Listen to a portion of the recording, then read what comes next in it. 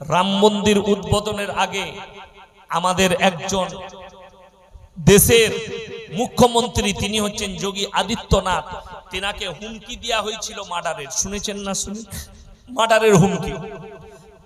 যখন ছেলেগুলো ধরা পড়লো, তাদের নাম সব মুসলমান নাম, ধরে নিয়েছে লকআপ। ডজার চলে গেল, বাবার ডজার, ঘর ভাঙা হবে। গিয়ে দেখছে দোনো লড়কা মুসলমান নেই, দোনো হিন্দু হ্যায়। ডজারটা ঘুরে চলে এলো, আর ঘর ভাঙেনি, केस के दबिए दिले। सुन लो, हिंदुस्तान के जितने मीडिया वाले हो, तुम लोग बिका हुआ हो, ये पता चल गया पूरा हिंदुस्तान वासियों को कि हिंदुस्तान के जितने मीडिया है सारे मीडिया वाला बिका हुआ है। अगर दम है तो हमारे जैसे मौलवियों के साथ एक मर्तबा बैठ कर देखो, हम तुमको बता देंगे। रूबिका लियाकत अंजना अमकशब और जितने भी ऐरा गोयरा है, एक मर्तबा हमारे जैसे मौलवियों के साथ बैठो, इंशाल्लाह हम बता देंगे, तुमको छट्टी का दूध याद दिला देंगे। मुसलमान कैसे होते हैं और ईमान किसको कहते हैं हम तुम्हें समझाएंगे। ये लोग कह रहे हैं ये सेकुलर देश है, और हमारे देश के आमादेर देशेर किछु लोग बोलছে এই মুসলমানরা হচ্ছে গদ্দার মুসলমান। আমাদের মতো মৌলবীর লেগে বলছে কেন? এরা মুসলমানকে বলে নামাজ পড়ো, এরা মুসলমানকে বলে পূজা পাঠ করা যাবে না, এরা মুসলমানকে বলে আল্লাহ ছাড়া কেউ কি।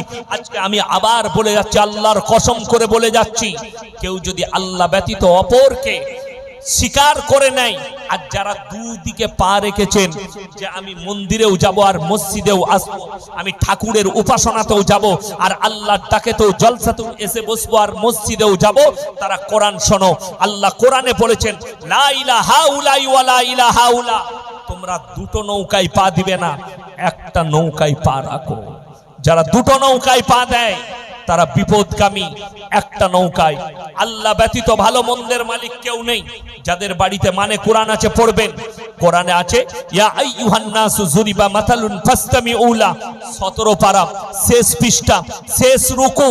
আল্লাহ বললেন ইয়া আইয়ুহান নাসু যুরিবা মাতালুন ফাসতামিউ লা ইন্নাল্লাযীনা তাদউনা মিন দুনিল্লাহি লা ইয়াখলুকু দুবাবান ওয়ালা বিসতামাউ লা। হে আমার নবী বলে দাও, আল্লাহ ব্যতীত তোমরা যাদেরকে ভালো মন্দের মালিক মনে করেছো, যাদের কাছে ভালো মন্দ চাইছো, তাদেরকে জিজ্ঞেস করো, তারা একটা মাছি পর্যন্ত সৃষ্টি করতে পারে না। মাছি সৃষ্টি তো দূরের কথা, মাছি যদি তাদের কাছ থেকে কোনো জিনিস ছিনিয়ে নিয়ে যায়, সেটা উদ্ধার করার মতো ক্ষমতা নেই। আল্লাহর হাবিব সাল্লাল্লাহু আলাইহি সাল্লাম বলেছেন, হে আমার সাহাবীরা বলো, যার জীবনে নামাজ নাই তার মধ্যে ইসলাম নেই। আপনি রমজান মাসের গুরুত্ব বুঝলেন, আর 5 ওয়াক্ত নামাজ ফরজ এটা বুঝেন। যতজন এখানে মুসলমান বসেছেন, যারা আসেননি, সকলে জানে প্রত্যেকটা মুসলমান নরনারীর জন্য দ্বীনি ইলম হাসিল করা ফরজ। ঠিক কি না? কথা বলে। এই গ্রামের কথা বলছি, জেলার কথা থানার কথা পরে বলবো। এই গ্রামের কথায় যতগুলো মুসলমান আছে সমীক্ষা করা হলে 100 জনের মধ্যে 98 জনের কাছে দ্বীনি ইলম নাই। দ্বীনি ইলম মানে কি? মৌলবি হতে হবে না, মুহাদ্দিস হতে হবে না, হাফেজকারী হতে হবে না। দ্বীনি ইলম মানে অতটা হাসিল করতে হবে যতটা করলে আপনি হারাম হালালটা বেঁচে চলতে পারে, দিন আর বদ্দিন চিনতে পারে, শিরক আর বেদাত চিনতে পারে, কুফরি চিনতে পারে। বেঈমান কাফেররা যে জাল আপনার উপরে ছুড়ছে, সেই জালটা যেন আপনি আপনার চোখের দ্বারা, ঈমানি চোখের দ্বারা, ইলমের দ্বারা দেখতে পান। অতটাই কোথায় হাসিল করব সে জায়গায়ও আছে। কোথায় করবেন? হয় কোনো বড় আলেমের কাছে উঠা বসা করে হোক, কোনো মাদ্রাসায় পড়াশোনা করে হোক, তা না হলে বড় আলেমের লেখা বই পড়ে হোক, অতটা ইলম আপনাকে হাসিল করতে হবে। মুসলমান হারাম হালাল চিনেন, দিন বদ্দিন চিনেন। আপনাকে বুঝিয়ে দিই মুসলমান কতটা হারাম হালাল চিনেছে। আপনাদের গোটা কলকাতায়, 24 পরগনায়, আমার বর্ধমানের আর বীরভূমের বালি আসে। ঠিক বলছি না ভুল বলছি? বালি কোথাকার? বর্ধমানে দামোদর নদী, অজয় নদীর বালি আর দামোদর নদীর বালি, সব থেকে দামি বালির ঘাটটা আমার বাড়ির পাশে, সিল্লার ঘাটের বালি। প্রত্যেক দিন হাজার হাজার গাড়ি লোড হচ্ছে, কলকাতা 24 পরগনায় চলে আসছে বালিগুলো। মুসলমান ছেলে গাড়ি চালায়, ট্রাক চালায়, হাই রোডে দাঁড়িয়েছে, হোটেলে ঢুকিয়ে এক বোতল মদ টেনে দিল, তারপরে বলছে মুরগির গোশ আর রুটি নিয়ে আই ভাই। হোটেলের কর্মচারী বেচারা মুরগির গোশ আর রুটি এনেছে, তখন জিজ্ঞেস করছে মুরগিটা জবাই না কাটা। সে হারাম করে জুতো করে মারতে আছে না? আচ্ছা, মদ খাওয়া কি হারাম? কাটা মাংস খাওয়া কি হারাম? দুটোই হারাম। ই মনে করেছে মদটা খাওয়া হারাম, মদটা খাওয়া যাবে, বাকি মুরগিটা খাওয়া যাবে না, মুরগিটা জবাই খেতে হবে। এই মুসলমানের হাল বলছি, বড় কষ্ট লাগে। আপনি দোয়া করেন, মৌলবীদিকে নিয়ে, হুজুরদিকে নিয়ে দোয়া করছেন, আপনার জ্ঞান আছে? দোয়া কবুলিয়াতের জন্য গোটা 24 পরগনার লোক যদি রোজ জলসা করে আর রোজ হুজুর ডেকে নিয়ে এসে দোয়া করে, আমাদের মতো মৌলবীকে ডেকে দোয়া করে, দোয়া কবুল হওয়ার রাস্তাটা আগে জানতে হবে। দোয়া কবুলিয়াতের রাস্তাটা 1 নম্বর। দোয়া কবুল হওয়ার জন্য শর্ত হচ্ছে আল্লাহর কাছে হালাল খাবার, তবে আল্লাহর কাছে দোয়া কবুল হবে। আপনি হালাল খাবার খেয়েছেন কি? আপনি এমনি দোয়া কবুল হবে না। মুসলমান হারাম হালাল কি বুঝেছে? এতটুকু বুঝেছে, আপনাকে বুঝিয়ে দিই। সকালবেলায় যদি আপনি কলকাতায় যান, দত্তপুকুর বাজারে যান, কিংবা কলকাতায় গেছেন, নিউ টাউনে গেছেন, কোনো হোটেলে খাবেন, তো আপনাকে জিজ্ঞেস করতে হবে না? হবে না, দাদা মুরগিটা জবাই না কাটা? কথা বলেন কাকে? মুসলমানকে। শর্ত আছে আপনার জন্য হালাল খাবার, ওই জন্য আপনাকে জিজ্ঞাসাবাদ করতে হবে যে দাদা মুরগিটা জবাই না কাটা। আপনি এটা বুঝে গেলেন ইয়াসিন ভাইয়ের বয়ান শুনে যে আমাকে জবাই করা মাংস খেতে হবে। সকালে উঠে আপনার বাজারে গিয়ে জিজ্ঞেস করছেন, দাদা 1 কিলো জবাই করা মাংস দেন তো। আপনি কিনছেন জবাই করা মাংস, কিন্তু টাকাটা আবার সুদের টাকা, সেই একই মাল দাঁড়িয়ে গেল। কথাটা বুঝাতে পারলাম? এখন সুদের বয়ান করা মৌলবীদের জন্য খুব দুর্দায়, বিশেষ করে ইমামদের জন্য। মসজিদে জুম্মায় যদি খুতবায় সুদের বয়ান করে দেয়, ইমামের চাকরি যাব হয়ে যায়। পেছনে কারা লাগে? সুদখোর মাল কটা। আমাদের দেশের অবস্থা এত ভালো যে মদ খেয়ে মসজিদে ঢোকা যায় না, গাঁজা খেয়ে মসজিদে ঢোকা যায় না, কিন্তু সুদ খেয়ে ফাঁস কাতারে নামাজ পড়া। ঠিক বললাম না ভুল বললাম?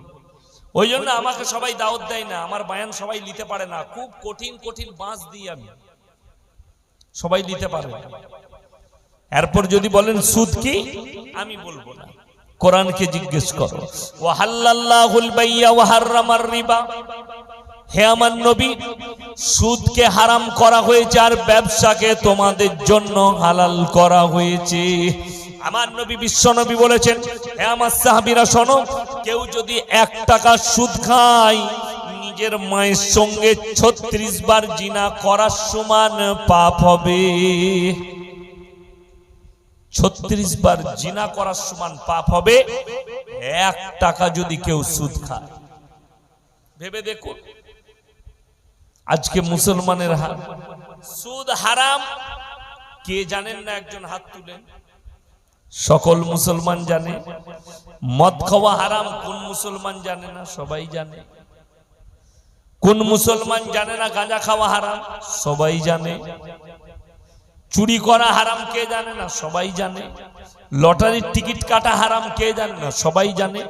কিন্তু মুসলমান ব্যবসাও করছে, সুদের ব্যবসাও করে, গাঁজার ব্যবসাও করে, মদের ব্যবসাও করে, হারাম ব্যবসাগুলো করছে, তারা হালাল মনে করে। আপনি করুন, জিদ করে করে করুন, কিন্তু কষ্টের বিষয়টা আমি বলে দিই, আমার বাবাজিরা, আমার ভাইয়েরা, কিয়ামতের দিনে আপনি রেহাই পাবেন না। মরণের পরের জিন্দেগিটা চিন্তা করুন। এই যে দুনিয়াটা দেখছেন, আল্লাহর কসম করে বলছি, রং তামাশার দুনিয়া, কোরআন এই দুনিয়ার জন্য আল্লাহ ঘোষণা করেছেন, হে নবী বলে দাও তোমার উম্মত উম্মতিকে, ওয়ামাল হায়াতুদ দুনিয়া ইল্লা মাতাউল গুরুর, এই দুনিয়া তোমাদের জন্য সম্পূর্ণ ধোঁকা। ধোঁকায় পড়ে আছেন। ধোঁকাটা কখন মিটবে? যখনই আপনার চোখটা বন্ধ হয়ে দুনিয়ার জীবনটা ত্যাগ করে কবরের জীবন নিবেন, পরকালের জীবনটা নিবে, আপনার মনে পড়ে যাবে এতদিন আমার চোখ খুলেছে, এতদিন আমার চোখ বন্ধ ছিল। আপনি চোখে সব দেখছেন কিন্তু আপনি অন্ধ। কখন অন্ধ? আল্লাহকে যখন চিনতে পারেননি, রাসূলকে যখন চিনতে পারেননি, ইসলামকে চিনতে পারেননি, দ্বীনকে চিনতে পারেননি। আপনারা অবাক হবেন, নবীজি সাল্লাল্লাহু আলাইহি সাল্লাম উম্মি, এটা একটা ইসলাম নয়। পৃথিবীর যতগুলো ধর্মগুরু আছে, যতগুলো ধর্মের মানুষ আছে, সবারই জানা উচিত যে পৃথিবীর এমন একজন ব্যক্তি হযরত মুহাম্মদ মুস্তাফা সাল্লাল্লাহু আলাইহি সাল্লাম, যিনি দুনিয়ার বুকে কারোর কাছে জ্ঞান অর্জন করেননি, কিন্তু পৃথিবীর সব জ্ঞানীরা আজও তেনার জন্য কলম ধরে লিখতেই আছে। জোরে বলুন সুবহানাল্লাহ। যিনি কারোর কাছে পড়ালেখা করেননি, তিনি সবথেকে বেশি পণ্ডিত হয়ে গেলেন, পৃথিবীর শ্রেষ্ঠ ব্যক্তি হলেন, পৃথিবীর শ্রেষ্ঠ সায়েন্টিস্ট হলেন, পৃথিবীর শ্রেষ্ঠ দার্শনিক, অর্থনীতিবিদ, যা বলবেন সব লাকাবটাই নবীজিকে লাগানো যাবে। এত জ্ঞান আল্লাহ ভান্ডার দান করেছিলেন আল্লাহ রাব্বুল আলামিন, অথচ দুনিয়ায় কারোর কাছে লেখাপড়া করলেন না। এটাই আশ্চর্যের বিষয়। এটাই পৃথিবীর মানুষকে মেনে নেওয়া দরকার। যিনার কোনো শিক্ষক দুনিয়াতে নেই, যিনি হচ্ছেন গোটা পৃথিবীর মানুষের শিক্ষক। জোরে বলুন সুবহানাল্লাহ। স্বামী বিবেকানন্দের মতো লোক বলেছেন, পৃথিবীতে যদি কেউ মহামানব থাকেন তিনি হচ্ছেন হযরত মুহাম্মদ মুস্তাফা, বলুন সাল্লাল্লাহু আলাইহি ওয়াসাল্লাম। আপনি দেখিয়ে দেন একটা মনীষী, দেখিয়ে দেন বার করে। স্বামী বিবেকানন্দ পড়াশোনা করে মনীষী হয়েছেন। বঙ্কিমচন্দ্র চট্টোপাধ্যায়, শরৎচন্দ্র চট্টোপাধ্যায়, কাজী নজরুল ইসলাম, আপনার রবীন্দ্রনাথ ঠাকুর, ঈশ্বরচন্দ্র বিদ্যাসাগর, যতগুলো পণ্ডিত আর মনীষী দেখবেন সবাই পড়ালেখা করে মনীষী হয়েছে আর লাকাব পেয়েছে। আমার নবীজিকে কারোর কাছে পড়তে হয়নি। নবীজি কারোর ছাত্র নয়, নবীজির ছাত্র গোটা পৃথিবীর শিক্ষিতরা। জোরে বলুন সুবহানাল্লাহ।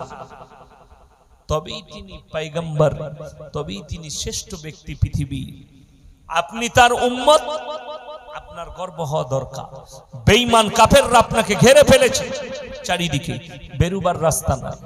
আপনি দেখুন, আমি দেখলাম বাংলাদেশের কজন গজল গায়ক গজলের মাধ্যমে বয়কট করেছে।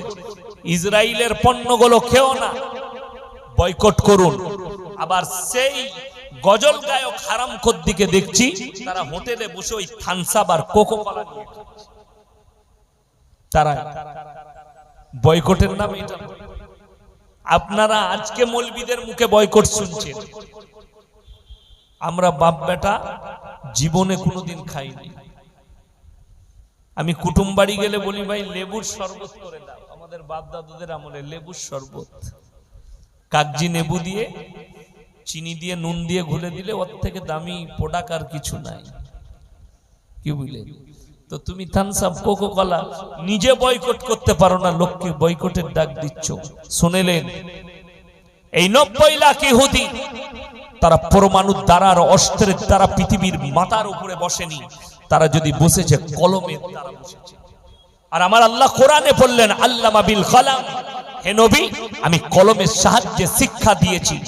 আপনার জানা নাই যারা শিক্ষিত আছেন এখানে যদি কোনো ডাক্তার, মাস্টার, প্রফেসর, ইঞ্জিনিয়ার থাকেন, ইতিহাসবিদ থাকেন, যে স্টুডেন্টরা ইতিহাস নিয়ে পড়ছো, একজন বাপের বেটা থাকলে দাঁড়িয়ে বলুন পৃথিবীর প্রথম সভ্যতার নাম কি? পৃথিবীর প্রথম সভ্যতার নাম কি বলুন? আমি এক্ষুনি 100 টাকা মিষ্টি খেতে। পৃথিবীর প্রথম সভ্যতার নাম অনেকে জানে না। একটা বিশ্বকোষ বলে একটা বই আছে, আজকের বই নয়, বইটা যদি একটু বেশি ঘেঁটে দেওয়া হয় বইটা ছেড়ে পড়ে যাবে। আমার বাড়িতে রাখা আছে, আমার লাইব্রেরিতে। বইটার নাম হচ্ছে বিশ্বকোরস। গোটা পৃথিবীর ইতিহাস লেখা আছে, বিভিন্ন রকমের ইতিহাস। সেইখানে পড়লাম, সেই বইটা কোনো মুসলিম সম্রাট লেখেনি, সেই বইটা কোনো বাদশা রাজা, মুসলিম রাজা বাদশা লেখেনি, কোনো মুসলিম মনীষী লেখেনি। একজন সনাতন ভাই তিনি লিখেছেন বাংলায়। সেই বই আমার বাড়িতে আছে। সেখানে লেখা আছে পৃথিবীর প্রথম সভ্যতার নাম হচ্ছে মিশরের মুসলিম সভ্যতা। জোরে বলুন সুবহানাল্লাহ। এটা পৃথিবীর প্রথম সভ্যতা। পৃথিবীর দ্বিতীয় সভ্যতার নাম স্পেনের মুসলিম সভ্যতা। আজকে যে স্পেনটা খ্রিস্টান নাসারাদের দেশ দেখছেন, ওটা কোনো খ্রিস্টানদের, নাসারাদের, ইহুদিদের দেশ ছিল না। ওই দেশটা ছিল মুসলিম রাষ্ট্র। মুসলমানদের গণহত্যা চালানো হয়েছে 1 এপ্রিল, এবং ওই দেশটাকে দখল করা হয়েছে।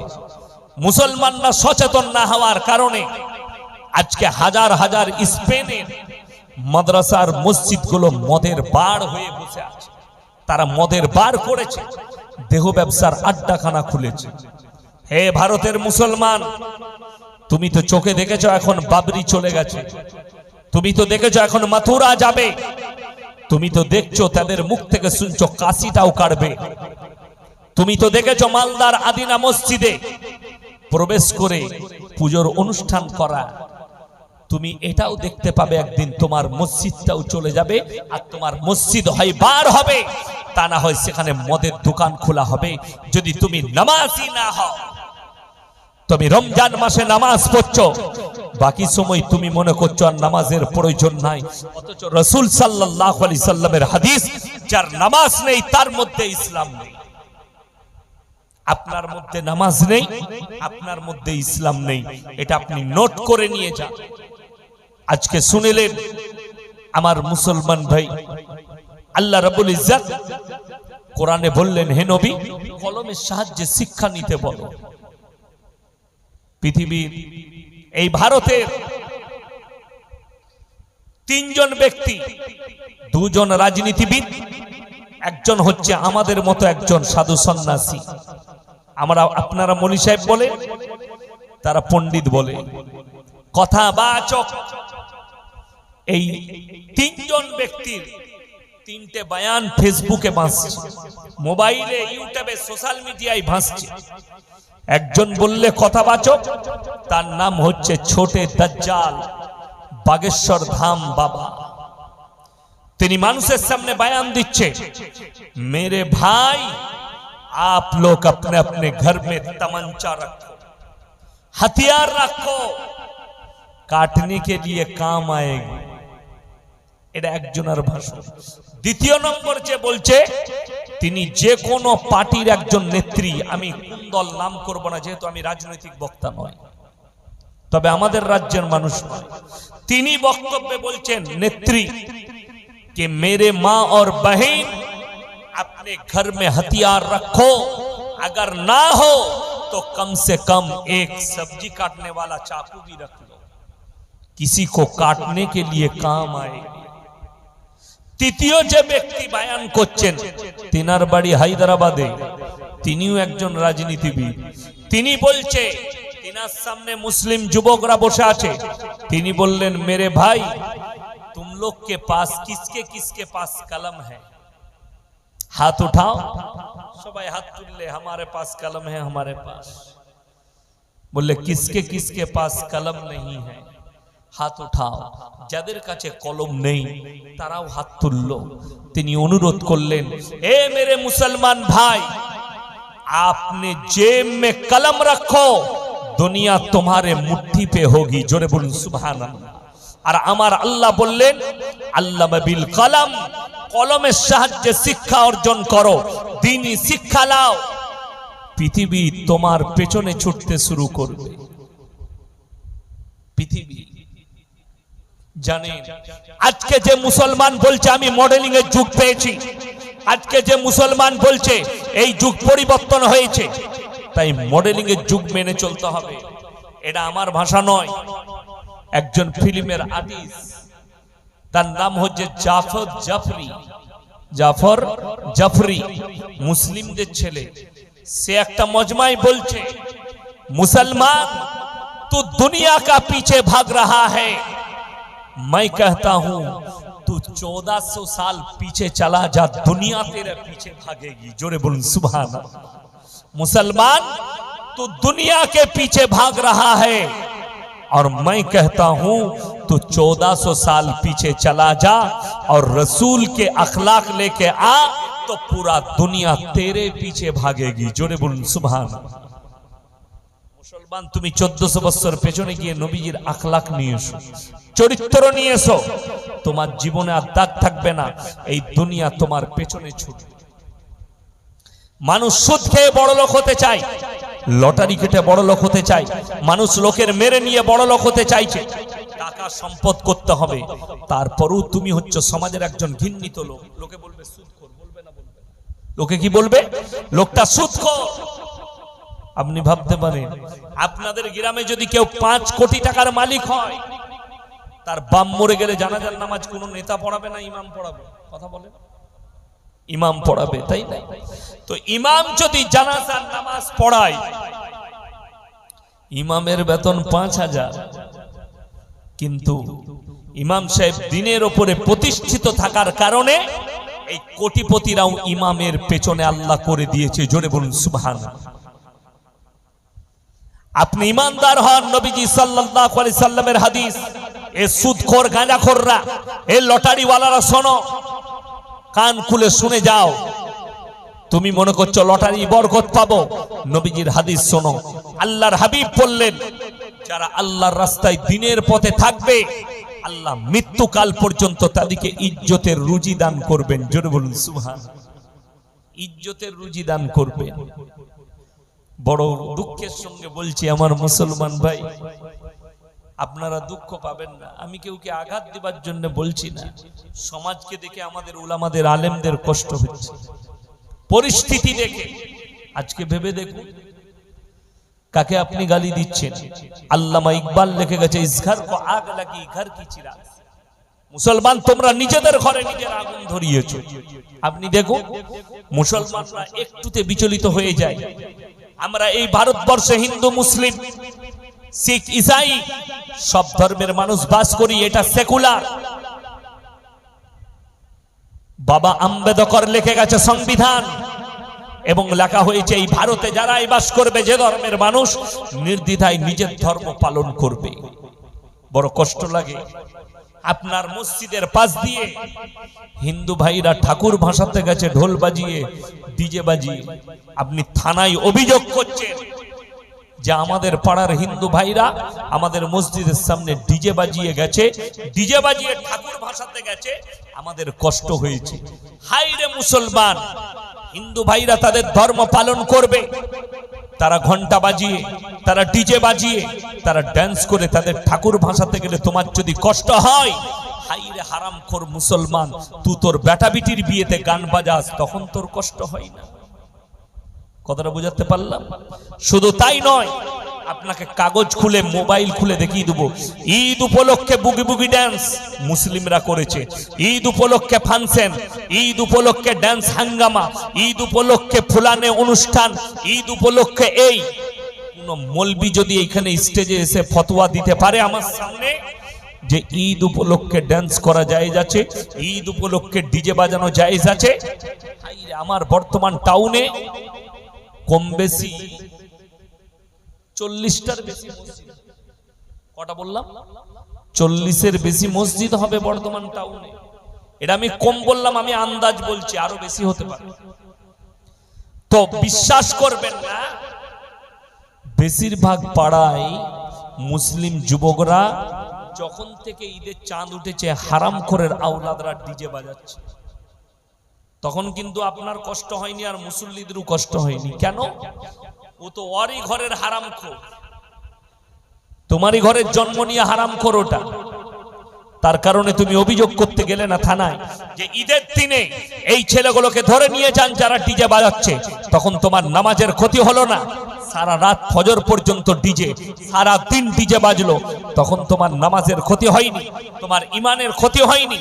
আর একজন অমুসলিম ভাই যার মধ্যে দ্বীনের জ্ঞান নেই, যে কোরআন হাদিসের জ্ঞান যার মধ্যে নেই, যে আমার রাসূলকে চিনে না, যে আমার আল্লাহকে চিনে না, সে নিজের ধর্ম পালন করছে, তোমার কষ্ট হয়ে গেল। তোমার বিবেককে জিজ্ঞেস করো। আজকে ম্যাক্সিমাম বিয়ে শাদীতে গান বাজনা ডিজে বাজানো হচ্ছে। আপনি প্রতিবাদ করতে পেরেছেন যে এই বিয়ে ঘরটা বয়কট করো গ্রামের মানুষ, আর ইমামকেও বিয়ে পড়াতে যেতে দেব না, আপনি বয়কট করতে পারেননি। আপনি কিসের দাবি করছেন যে অমুসলিমদের গান বাজানোতে আপনার কষ্ট হয়েছে? যদি এটা বলেন তুমি হচ্ছে মাক্কার, তুমি হচ্ছে চালবাজ, তুমি হচ্ছে ধোঁকাবাজ, তুমি হচ্ছে প্রতারক, তোমাদের থেকে বড় প্রতারক আর কেউ নেই। তুমি অন্য ধর্মকে নিয়ে তোমার মাথায় ব্যথা হয়, অথচ তোমার ঘরের লোক বিয়েতে শাদীতে গান বাজনা নাচ ড্যান্স আর যত রকমের নোংরামি আছে মুসলমানের বিয়েতে আজকে বর্তমানে হতে যাচ্ছে, সেগুলোর আপনি বাধা দিতে পারেন। ইমাম বাধা দিলে ইমামের চাকরি চলে যায়। আমি কেন বলছি? এখনই যদি কমিটির লোক বলে হুজুর আমরা ব্যথা পাচ্ছি, এসব কথা বলবেন না, আমার গাড়ি রেডি আছে, তুই তোর জলসা বুঝে আমি বাড়ি চেপে পালিয়ে যাবো। কথাটা বুঝতে পারেননি? আমার কিন্তু চাকরি যাবার ভয় নাই। ইমাম বলে দিলে ইমামের চাকরি চলে যায়। আমার বর্তমান জেলার কথা বলছি, রমজানুল মুবারকের মাস, ইমাম সাহেব মাইয়াত হয়েছে জানাজার ময়দানে, আর প্রত্যেক গ্রামে একটা করে মোড়ল থাকে, থাকে না থাকে না? মোড়ল থাকে। সেই মোড়ল এলান করছে জানাজার ময়দানে, যে সমস্ত মেহমানরা এসছেন জানাজার নামাজ পড়ে মাটি দিয়ে খানা খেয়ে যাবে। ইমাম সাহেব এলান করলে মাইকটা ধরে রমজান মাসে খানার এলান করা হারাম। কসম খাবো না, যদি বিশ্বাস না হয় আমার গাড়িতে চাপুন, আপনার আমার বর্ধমান থেকে আসা যাওয়ার ভাড়াটাও আপনাকে দেবো। সেই ইমাম অন্য জায়গায় ইমামতি করছে, সকালবেলায় মসজিদ কমিটি তাকে তাড়িয়েছে, মসজিদ কমিটি তাড়িয়েছে। পশ্চিম বাংলায় যদি 1000 মসজিদ থাকে, 900 মসজিদের মতোয়াল্লি থাকার যোগ্যতাই রাখে। 900 মসজিদের সেক্রেটারি থাকার যোগ্যতাই রাখে না। কেন বলছি? আমি কেউ ভয় করি না, আমার চাকরি যাবার ভয় নাই, আমি ইমামতিও করি না, আমি আমার বাপের মাদ্রাসার শিক্ষক। কথাটা বুঝতে পেরেছেন না? পারেন? আমি আমার যোগ্যতাই আছি মাদ্রাসায়। আমাকে যদি মাদ্রাসাওয়ালারা বলে এই ভাষণ দিয়েছো, চলে যাও, আবার অন্য মাদ্রাসায় যাবো, যে আমি কেন বাঁয়ে বুড়ানো বক্তা আমি লয়, আমি গোল আলু মাল লয়, গড়িয়ে দিবেন চলে যাবে মালটা। আমি আমার কথাটাই বলবো। আপনি ভেবে দেখুন তো, ইমামের ইন্টারভিউ নেওয়া হয়, কোথা থেকে পাস করেছেন, কতদূর পড়াশোনা করেছেন, ইন্টারভিউ নিচ্ছে কে? হারামখোর, জীবনে নামাজ পড়ে না সে। আমি বললেই খারাপ। শুধু তাই নয়, একটা মসজিদ কমিটি 24 পরগনায় বার করে দেন, গোটা উত্তর দক্ষিণ 24 পরগনায় একটা মসজিদ কমিটি বার করুন। আজকে আমি উত্তর 24 পরগনায় আছি, কালকে দক্ষিণে থাকবো, বজবজ পূজা দিন, বজবজে প্রোগ্রাম আছে কালকে, আমি আবার আসবো মাদ্রাসার ক্লাস করে। শুনলেন? একটা মসজিদ কমিটি বার করুন, যে কোনো ভালো আলেমের কাছে গেছে, কোনো ভালো মৌলবীর কাছে গেছে, গিয়ে বলেছে যে হুজুর বলে দেন তো মসজিদের সেক্রেটারি হতে গেলে শর্তগুলো কি কি লাগবে। 1 নম্বর শর্ততেই অনেকজন ফেলোয়ার হয়ে যাবে। 1 নম্বর শর্ত, ইমামের অবর্তমানে ইমামতি করার যোগ্যতা থাকতে হবে, খুতবা দিবার যোগ্যতা থাকতে হবে ইমামের অবর্তমানে। 2 নম্বর, তাকে ন্যায় পরায়ণ হতে হবে, ন্যায় পরায়ণ হক কথা বলনেওয়ালা হতে হবে। 3 নম্বর, আমানতদার হতে হবে, আমানতের খিয়ানত হলে হবে। রাগ করবেন, আমি আমার বর্ধমান জেলার কথাই বলছি, 24 পরগনার নয়। একটা মসজিদ আছে, মসজিদের পাশে পুকুর, বড় পুকুর, মাছ চাষ হয়। পুকুরের পাশে 30 থেকে 40টা তাল গাছ আছে। তাল গাছ বুঝেন তো? তাল ধরে। আমাদের দেশের লোক তালের পিঠা খায় না? কচিতে তালটা খেতে ভালো লাগে, সেই তালের 30টা 40টা গাছ মসজিদের যে সেক্রেটারি সে কন্টেকে দেয় তাড়ি টাংতে সাঁওতাল দিকে। কি বললাম? তাড়ি। এক একটা গাছে 3000 করে দিবি, 3 × 12 1,20,000। পুরো মাস তাড়ি বিক্রি কর, আর আমাকে প্রত্যেকদিন 1 হাঁড়ি করে দিবি। সে মালু চালায়।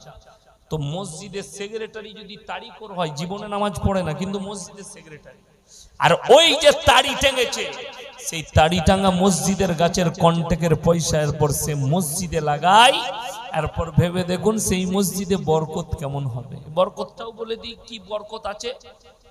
ফজরের সময় কোনো মুসল্লি থাকে না, ইমাম একা নামাজ পড়ে। ইমাম একা নামাজ পড়ে, কোনো মুসল্লি নাই। পৌষ মাসের শীতে ইমাম নিজেও নামাজ পড়ে না, শুয়ে শুয়ে কাতার ভেতর থেকে আজান দিয়ে দেয় ফজরে। যেমন রু তেমন ফেরেশতা। আমি এটা বানানো গল্প বলিনি, সেই ইমামের মুখের ভাষাগুলো আমি বললাম আপনাদিকে।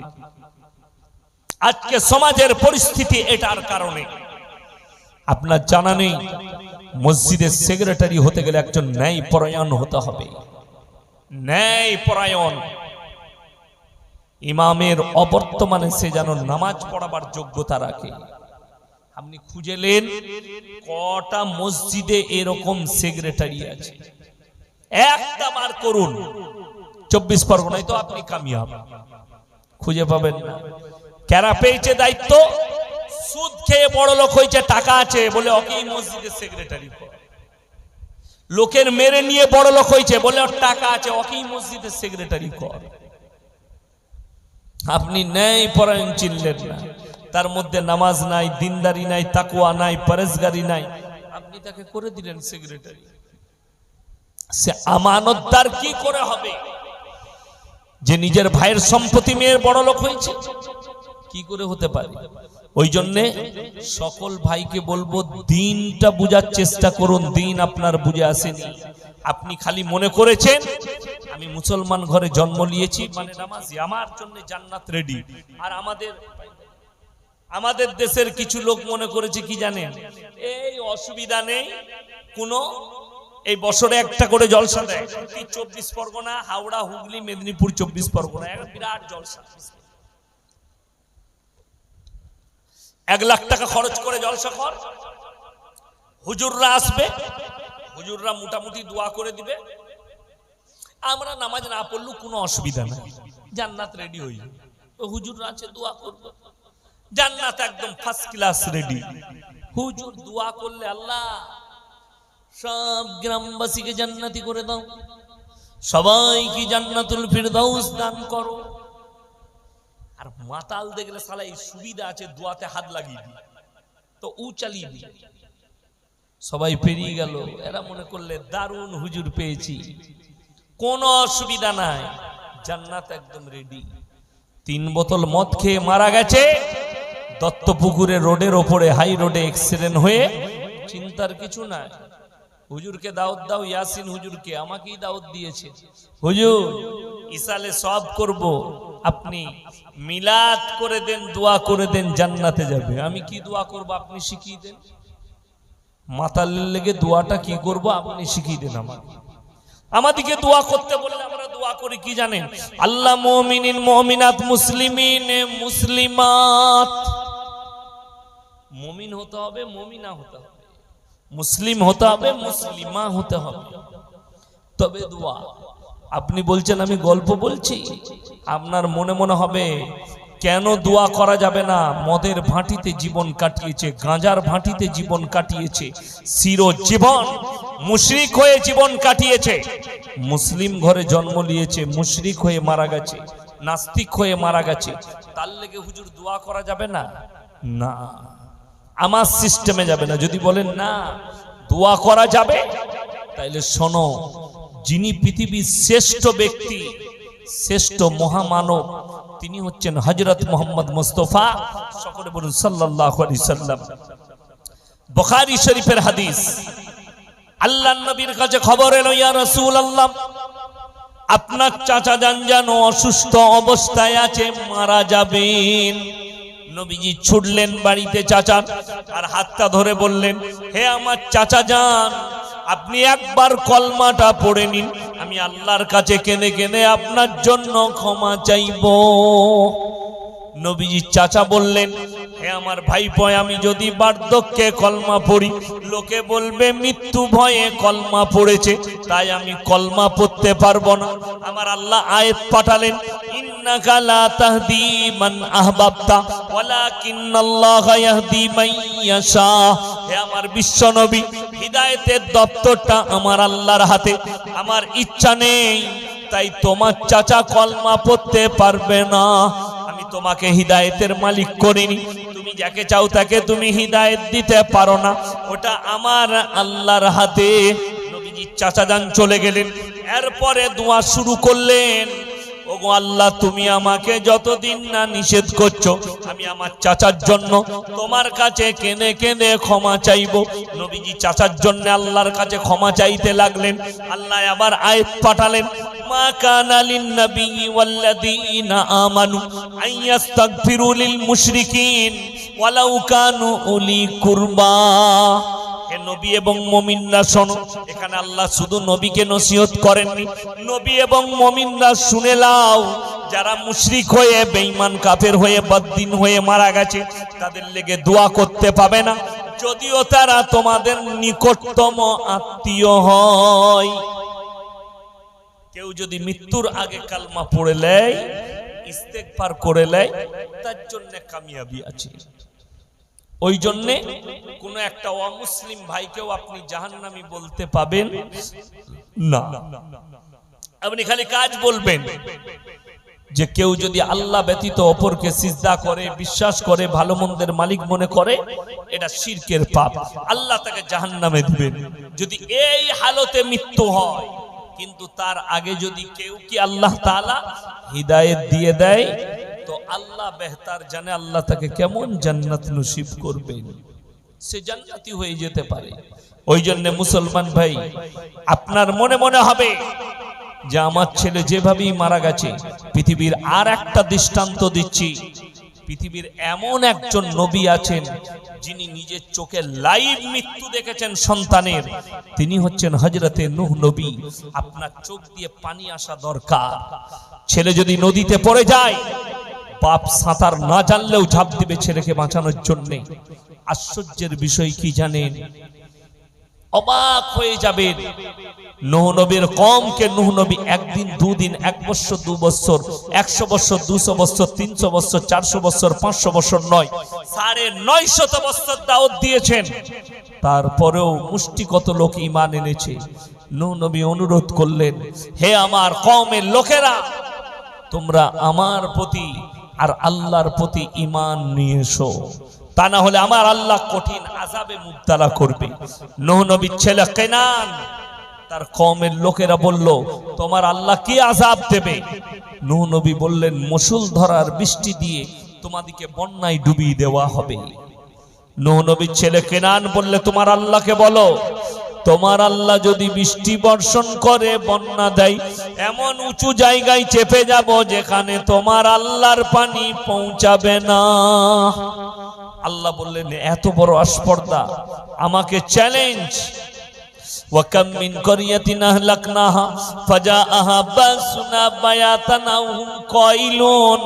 হে নবী শুনে লাও, আমি যখন কোন জাতিকে ধ্বংস করি, নির্দিষ্ট সময়ে করি, যখন তারা গভীর নিদ্রায় থাকে কিংবা দ্বিপ্রহরে, দুপুর বেলায় আরামরত অবস্থায় থাকে, আমার আযাব তাদেরকে গিয়ে অ্যাটাক করে, পালাবার কোনো রাস্তা খুঁজে পাবে না। ওয়াকাম মিন ক্বরিয়াতিন আহলাকনাহা ফাজাআহা বাসুনা বায়াতান আও হুম কাইলুন। চোখ দিয়ে পানি আসবে আপনার। রাত 2টোর পরে মুষলধারার বৃষ্টি। রিওয়ায়েতে আছে, মুফাসসিরিনরা লিখেছেন, পৃথিবীর সবথেকে বড় প্রলয় ঘটেছিল নূহ নবীর জামানায়। সমুদ্রের পানিকে আল্লাহ 1250 ফুট উপরে তুলে দিয়েছিলেন, গোটা পৃথিবী ডুবে গেছে। নূহ নবীর কওম হাবুডুবু খাচ্ছে, নূহ নবী নৌকার উপরে। চোখেতে যখন সন্তানকে দেখেছে, আমার বেটা কিনান ডুবে মারা যাচ্ছে হাবুডুবু খেয়ে, থাকতে না পেরে আল্লাহকে বললেন, লা আসিমাল ইয়াউমা মিন আমরিল্লাহ, এ আল্লাহ, এ আমার ওরসজাত পুত্র, তুমি একে রক্ষা করো। আল্লাহ সঙ্গে সঙ্গে উত্তর দিলেন, লামিনাল খাসিরিন, হাত নামাও, দোয়া বন্ধ করো। যে আমাকে মানেনি, আমার নবীকে মানেনি, আমার দিনকে মানেনি, আমাকে চ্যালেঞ্জ করেছে, তার লেগে তুমি দোয়া চাইতে পাবে না, তা না হলে তোমাকেও ক্ষতিগ্রস্তদের মধ্যে ফেলে দেব। হে আমার ভাইয়েরা, যদি আল্লাহ নবীকে এরকম ধমকি দেন, দোয়া বন্ধ করে দাও, তা না হলে তোমাকেও ফেলে দেব ক্ষতিগ্রস্তদের মধ্যে, তুমি তোমার মুশরিক বেটার জন্য কেমন করে দোয়া করবে? তুমি তোমার নাস্তিক সন্তানের জন্য কেমন করে দোয়া করতে পাবে?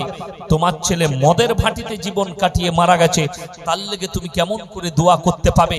তোমার বিবেককে জিজ্ঞেস করো, তোমার বুদ্ধিকে জিজ্ঞেস করো, তোমার সমাজকে জিজ্ঞেস করো, তুমি বুঝতে পারবে। তোমার মস্তিষ্কটা ঠিক করে নাও। তুমি যাকে জান্নাতে দিতে চাইছো, জীবনটা পাপে ভরে গেছে, অন্যায় ভরে গেছে, তাকে তুমি জান্নাতে দিতে চাইছো, তোমার কত বড় ধষ্টতা, কত বড় দৃষ্টতা তোমার! কিরকম ভাবে তুমি ভাবো যে আমি তাকে জান্নাতে দিয়ে দেবো, দোয়া করব তার জন্য? আল্লাহ নবীকে নিষেধ করেছেন, আল্লাহ নূহ নবীকে নিষেধ করেছেন। আপনি যদি কোরআন খুলে এক একটা হিস্ট্রি পড়েন, কতগুলো নবীকে, জাতিকে আল্লাহ ধ্বংস করেছেন, আপনি অনুভব করতে পারবেন না। আমার ভাই, শুধু তাই নয়, মায়েরা কান খুলে শুনে যান। যদি কোনো মায়েরা, বোনেরা মনে করেন যে আমার জীবনে আমি যা অন্যায় করি, আমি যা পাপ করেছি আর যা পাপ করছি, আমি যা ইচ্ছা তাই করে যাব, অবশ্যই আমার স্বামী আলেম আছে, জান্নাতে নিয়ে যাবে। আমার বাপ আলেম আছে, জান্নাতে নিয়ে যাবে। আমার 14 পুরুষে হুজুর আছে, তারা জান্নাতে নিয়ে যাবে। আমি অমুক হুজুরকে ভালোবাসি, তারা জান্নাতে নিয়ে যাবে।